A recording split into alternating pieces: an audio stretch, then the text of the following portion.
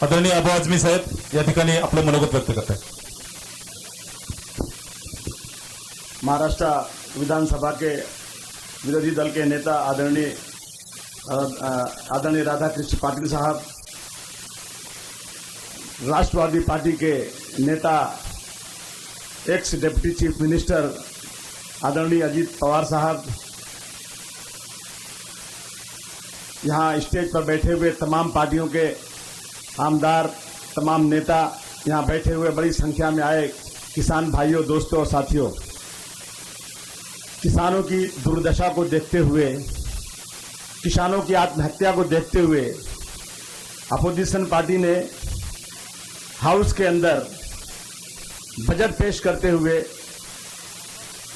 BJP को याद दिलाया कि आपने वादा किया था कि किसानों का कर्ज माफ किया जाएगा। किसानों की आत्महत्या इन 2 सालों में तकरीबन 9,000 हो गई। आज किसान परेशान है। बारिश बहुत ज्यादा होती है तो फसल खराब, बारिश कम होती है तो फसल खराब, कहीं बर्फ पड़ गया, कहीं बेमौसम बरसात हो गई तो फसल खराब। किसान इस देश में, ये हमारा देश प्रधान कृषि प्रधान देश है। हिंदुस्तान गांव में बसता है, शहर में नहीं बसता। गांव में रहने वाले लोग खेती करते हैं और खेती करने वालों की हालत बहुत खराब है और महाराष्ट्र में सबसे खराब है। महाराष्ट्र इस देश का आर्थिक राजधानी है, इकोनॉमिक कैपिटल है। इस महाराष्ट्र में पूरे भारतवर्ष के अलग अलग राज्यों से लाखों लाख की तादाद में मुंबई में आकर लोग रोजी रोटी कमाते हैं, परंतु इसी महाराष्ट्र का किसान आज आत्महत्या कर रहा है। बेटी की शादी नहीं कर सकता, बूढ़े बाप का इलाज नहीं कर सकता, बच्चे को स्कूल नहीं भेज सकता। अभी हम लोग औरंगाबाद में 300 बच्चे आए थे, जिन छोटे छोटे बच्चे जिनकी उम्र मुश्किल से 6-7 साल, 7-8 साल, उनके पिता ने, उनके परिवार के उनके पिता ने आत्महत्या कर लिया। माँ घर में है, 3 बच्चे हैं, छोटे बच्चे हैं, कोई कमाने वाला नहीं, उनकी रोजी रोटी का मसला खड़ा हो गया है। सरकार की पूरी जिम्मेदारी है कि सरकार ऐसे लोगों को मदद करे। जब सरकार अपोजिशन में रहती है तो सरकार आवाज उठाती है, जब सरकार पावर में आती है तो सरकार आवाज उठाना बंद कर देती है। मैं कह देना चाहता हूं फडणवीस सरकार को कि जो बागबान फूलों का वफादार नहीं, गुलशन की हिफाजत का वो हकदार नहीं। जो बागबान फूलों का वफादार नहीं, गुलशन की हिफाजत का वो हकदार नहीं। और याद रखना, जंग करना हमारा कोई मेयार नहीं, लेकिन तलवार उठाने से भी हमें इनकार नहीं। आज हम आपसे कह देना चाहते हैं कि जिस तरह से आपने नाइंसाफी किया है, महाराष्ट्र में रहने वाले बहुत बड़े बड़े पूंजीपति, बहुत बड़े बड़े कारपोरेट, जिनके ऊपर 8-8.5 लाख करोड़ का कर्ज है, जिन्होंने देश को लूटा है, ऐसे लोगों का कर्ज आप माफ कर रहे हो। वो आपके क्या दामाद लगते हैं? आपके कौन लगते हैं जिनका कर्ज माफ करके उन पूंजीपतियों को आगे बढ़ा रहे हैं? आपने वादा किया था नरेंद्र मोदी जी कि आपकी सरकार बनेगी तो आप दाऊद इब्राहिम को लाएंगे, लेकिन आज तक दाऊद इब्राहिम को नहीं लाए और यहां से आपने एक बड़े पूंजीपति को यहां से आपने भगा दिया, विजय माल्या को 9,000 करोड़। ये पैसा क्या तुम्हारा बाप ला कर देगा? कौन ला कर देगा? ये किसान मर रहा है।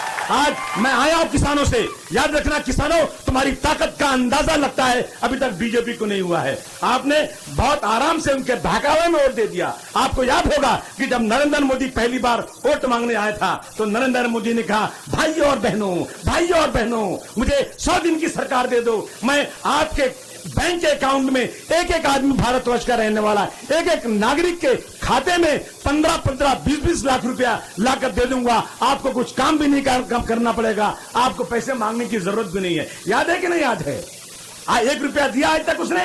1 रुपया नहीं दिया। कितने शरीफ हैं आप लोग, कितने भोले हैं आप लोग। फिर उसके बाद जाकर उसे उत्तर प्रदेश में चिल्ला कर कहा कि हमारी सरकार बनाओ। सरकार बनाते ही हम उत्तर प्रदेश के तमाम किसानों का कर्ज माफ कर देंगे।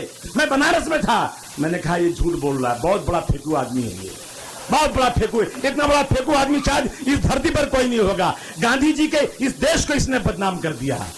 ये कहता है गांधी जी के बताए रास्ते पर चल रहा हूं। नरेंद्र मोदी जी, आप गांधी जी के पैर के धूल के बराबर भी नहीं है, आपकी कोई हैसियत नहीं है।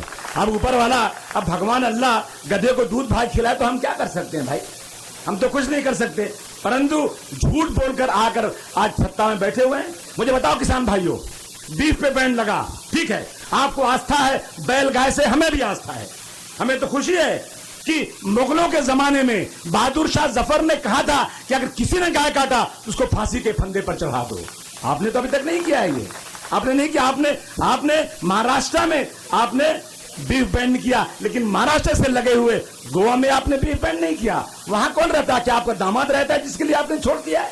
कौन बैन कीजिए आप, पूरे भारतवर्ष से बैन कीजिए आप। अगर हमें आस्था है तो पूरे भारतवर्ष में होना चाहिए। मैं एक जानना चाहता हूं किसान भाइयों से कि जब बैल बूढ़ा हो जाता है, जिससे आप खेती नहीं कर सकते, उस बैल को क्या करते हैं आप?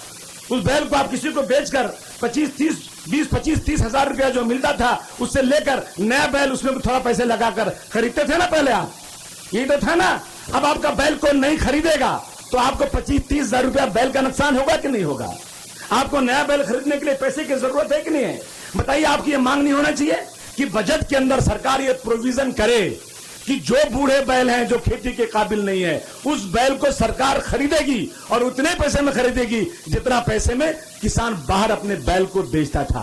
ये होना चाहिए कि नहीं होना चाहिए? आज तक नहीं हुआ है।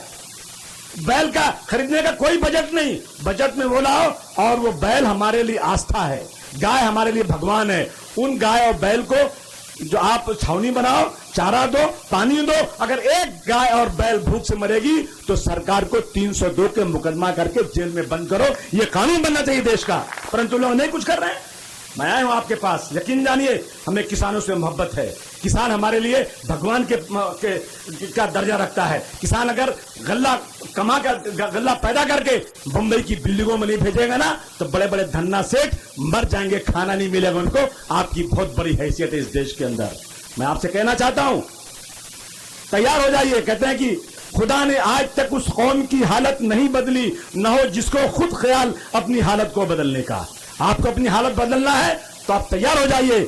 विरोधी दलों ने सर पर कफन बांध दिया है कि अब हम लोग जब तक किसानों के चेहरे पर मुस्कान नहीं लाएंगे उस वक्त तक हम चैन से बैठने वाले नहीं हैं। आपसे गुजारिश है कि आप लोग आंदोलन के लिए तैयार रहिए। इस मुल्क में सीधे उंगली घी नहीं निकलता है, टेढ़ी उंगली करनी पड़ती है। तैयार हो जाइए आप लोग। फुटपाथ पर पड़ा था और भूख से मरा था। कपड़ा उठा के देखा तो पेट पर लिखा था, सारे जहां से अच्छा हिंदुस्तान हमारा, हम बुलबुले हैं इसके ये बीच का हमारा।